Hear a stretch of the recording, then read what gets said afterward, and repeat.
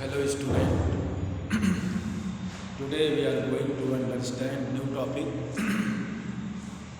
definite integrals. बच्चों exercise 7.7 में हम लोगों ने इनडेफिनिट इंटीग्रल स्टडी किया.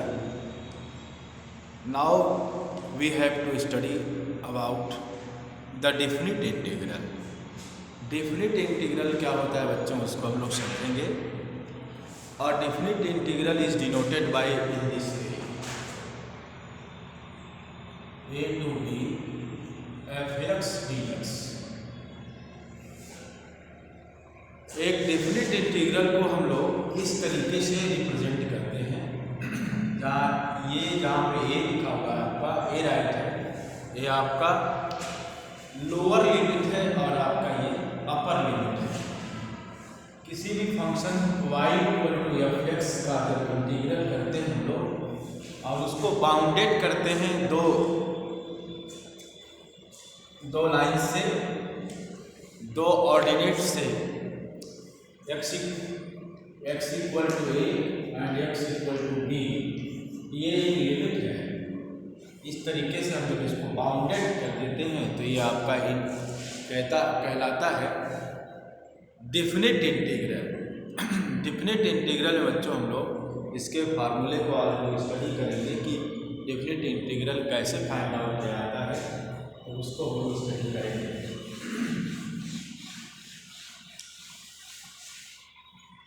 कैसे करते हैं डेफिनिट इंटीग्रल को एज ए लिमिट ऑफ ए सम के फॉर्म में कैसे रिप्रेजेंट करते हैं बच्चों, उसको हम लोग फार्मूले को स्टडी करेंगे.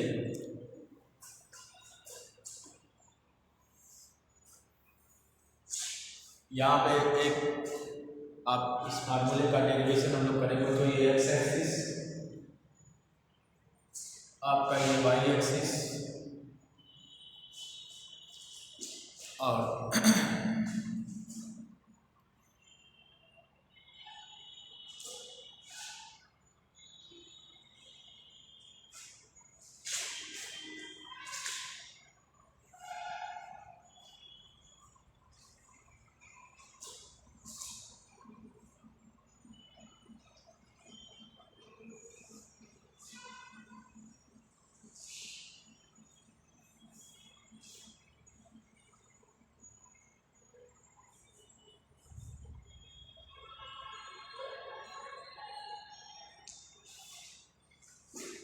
ये देख ले बच्चों, ये पी क्यू. सपोज कर लीजिए हमें एक प्रकार एक कर्व हमको गिवन है बच्चों.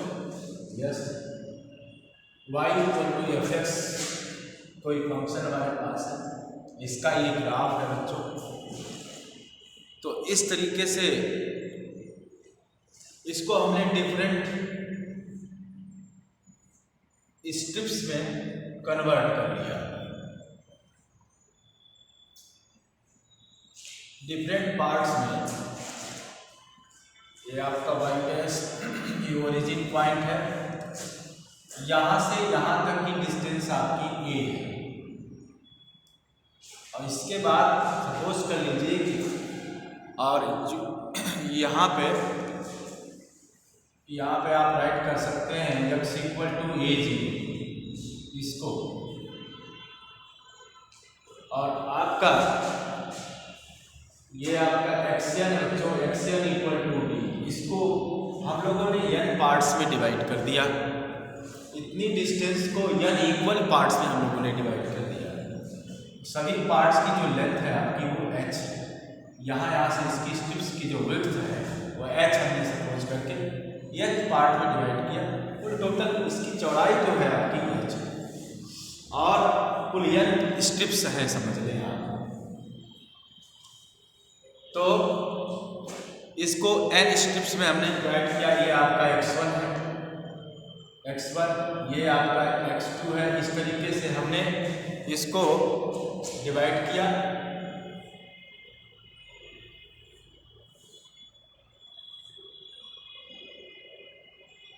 a b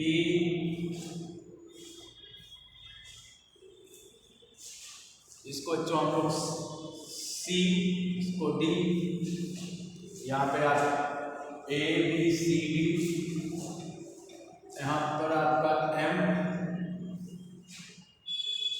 और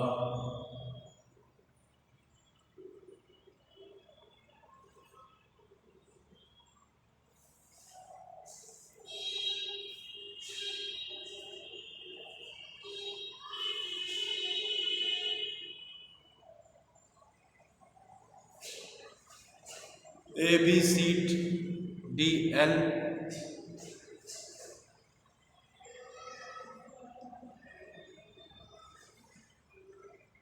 एम, ऐसे हम लोग दिखा लेते हैं इसको। आपका ये पॉइंट आर है बच्चों, ये ऐसे इस तरीके से बच्चों हम लोगों ने इसको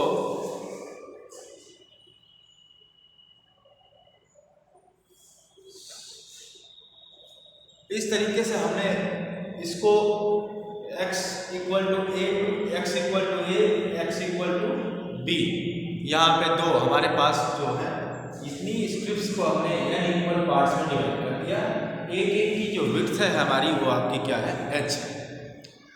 और हम लोग क्या करेंगे, x इक्वल टू हमारे पास जो ऑर्डिनेट है x equal to a and x equal to b, दो ऑर्डिनेट है, ये x इक्वल टू ये है आपकी, ये x इक्वल टू आपकी ये है, और ये आपकी x इक्वल टू बी है। इतनी बीच की जो डिस्टेंस है उसको हमने n पार्ट्स में डिवाइड कर दिया। सभी इक्वल स्ट्रिप्स हैं, सभी इक्वल स्ट्रिप्स की जो विड्थ है वो h है।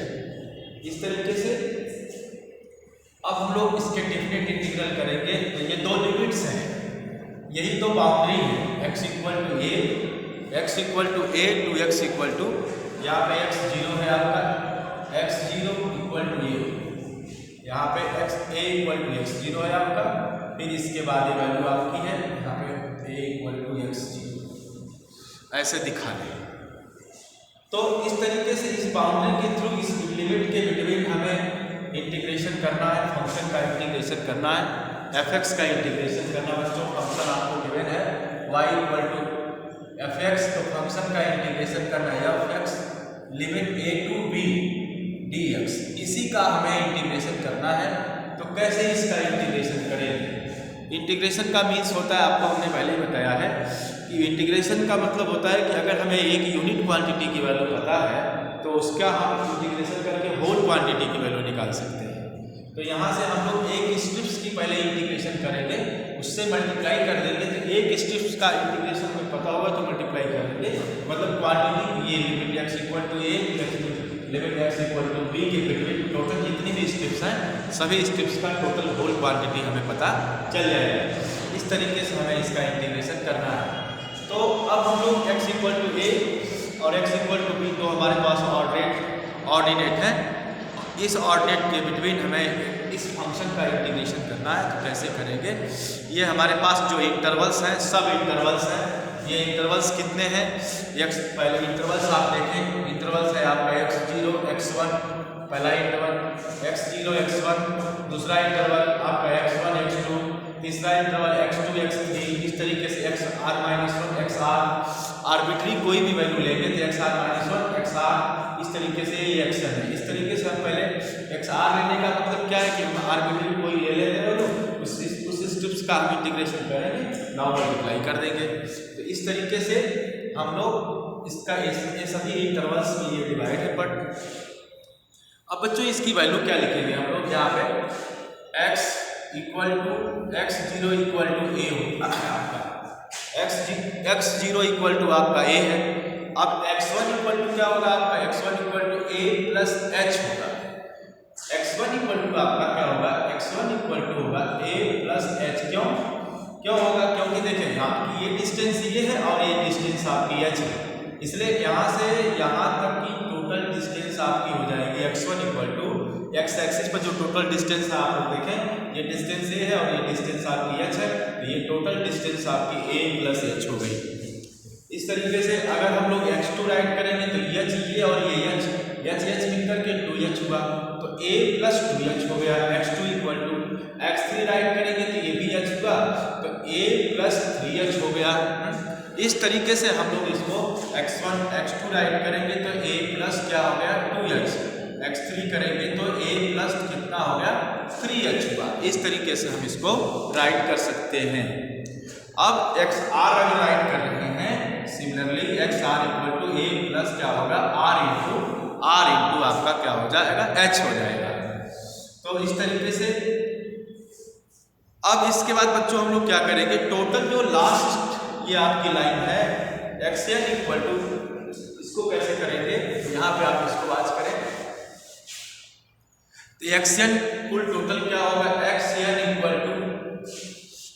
इक्वल टू क्या राइट कर सकते हैं हम, xn इक्वल टू आपकी b है, टोटल यहाँ से यहाँ तक, टोटल आपकी यहाँ से यहाँ तक क्या b, जीरो से कोई भी डिस्टेंस काउंट करते हैं तो वो ओरिजिन से काउंट करते हैं, यहाँ से यहाँ तक की टोटल डिस्टेंस आपकी b है, तभी यहाँ पे x equal to b right किया गया।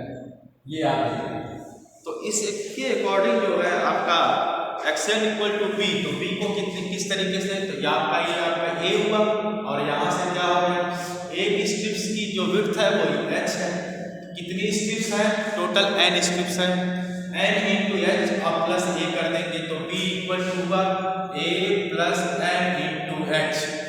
हर स्ट्रिप्स की जो विड्थ है वो h, कितनी स्ट्रिप्स है x equal to a x equal to b को कितने इक्वल पार्ट्स में डिवाइड किया गया, n इक्वल पार्ट्स में डिवाइड किया गया, तो आप a plus n into h कर सकते हैं, तो b equal to a plus n h हुआ।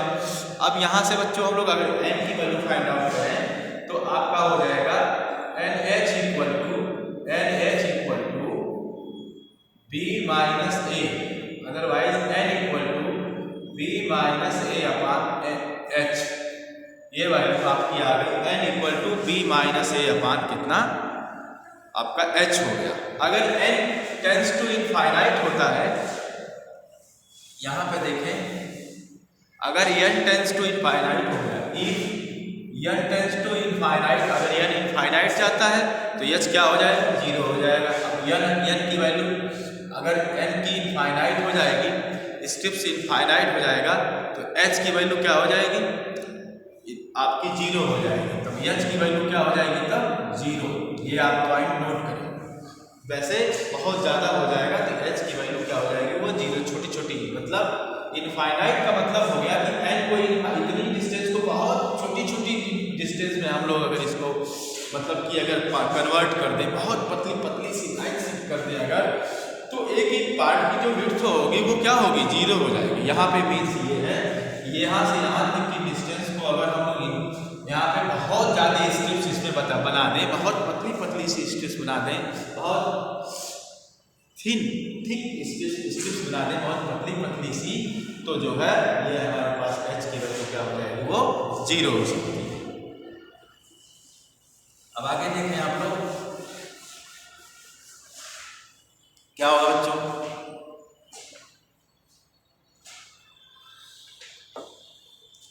अब हमारे पास दो तरीके से यहाँ पे हमारे पास बच्चों इसका इंटीग्रेशन करने का तरीका है।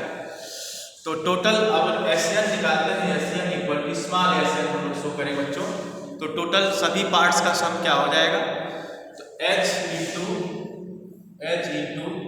आपका आ जाएगा पहला वाला फंक्शन है fx0, इस तरीके से सोचिए, यहाँ पे ये पार्ट हो गया x0 प्लस इसमें मल्टीप्लाई करेंगे तो एक स्ट्रिप कंप्लीट हो जाएगी। इस तरीके से fx0 हो गया, फिर fx1, फिर लास्ट में इस तरह से जाएंगे, लास्ट वाली वैल्यू आपको क्या मिलेगी, लास्ट वाली वैल्यू मिलेगी fn-1x। ये आपका इक्वेशन नंबर आप 2 सपोज कर लें इसको।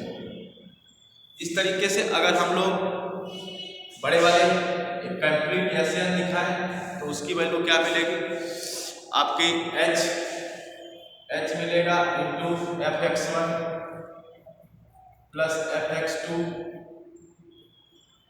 इस तरीके से आपका आ जाएगा fxn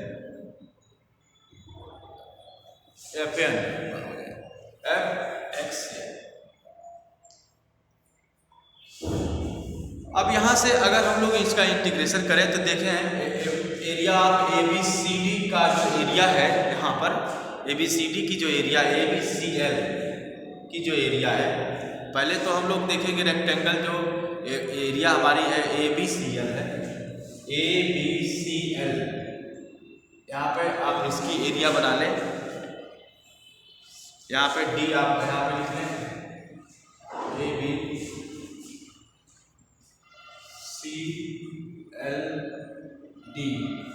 रेक्टेंगल जो हमारे पास ABCL है, ABCL की जो एरिया है वो लेस देन किसकी एरिया की है, उससे बड़ी एरिया हमारी इस रीजन की है ABCD है। ABCD आपका ऐसे ABCD, फिर इसके बाद आ जाएगा ABCD आपका हो जाएगा A, इसके बाद एरिया आपकी आ जाएगी रेक्टेंगल की एरिया ABDM, इससे बड़ी सबसे बड़ी एरिया होगी आपकी ABDM, ये सबसे बड़ी एरिया है। ये आप स्टेप्स देखें, ABCL की एरिया इससे ग्रेटर एरिया कौन होगी, ABCDA,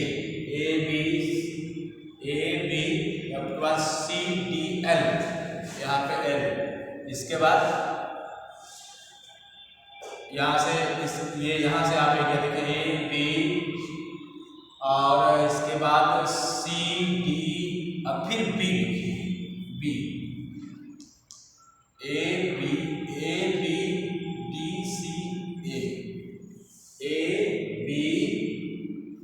यहाँ पे पहले तो D लिखना चाहिए, ABDC, और फिर इसके बाद A, ऐसे एरिया है ABDC और A वाली एरिया, फिर ABDM ये वाली, इस पार्ट्स में है हमारे पास एरिया, दोनों ही पार्ट्स, इस पार्ट की एरिया हमारे पास बच्चों ये है और इस पार्ट की एरिया हमारे पास ये है।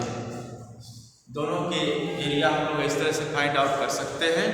अब इस तरीके से दोनों की एरिया जो है PQRS जो रीजन है हमारा, PQRS जो रीजन हमारा है वो एशियन इस एरिया और इस एरिया के बीच में पड़ता है। PQRS रीजन कौन सा आपका P आपका यहाँ पे Q और इसके बाद RS जो रीजन है आपका है, इन्हीं दोनों एरिया के बीच में पड़ेगा। इस तरीके से limit SN equal to n tends to infinite equal to limit n tends to infinite greater SN equal to area of region P Q R और S, इस रीजन की एरिया होगी बच्चों। इस रीजन की एरिया हम लोग दिखा सकते हैं क्या, लिमिट A टू B आपका क्या हो जाएगा, ये FX और DX, इस तरीके से इसकी एरिया मिलेगी। इस एरिया को हम लोग इस तरीके से राइट कर सकते हैं।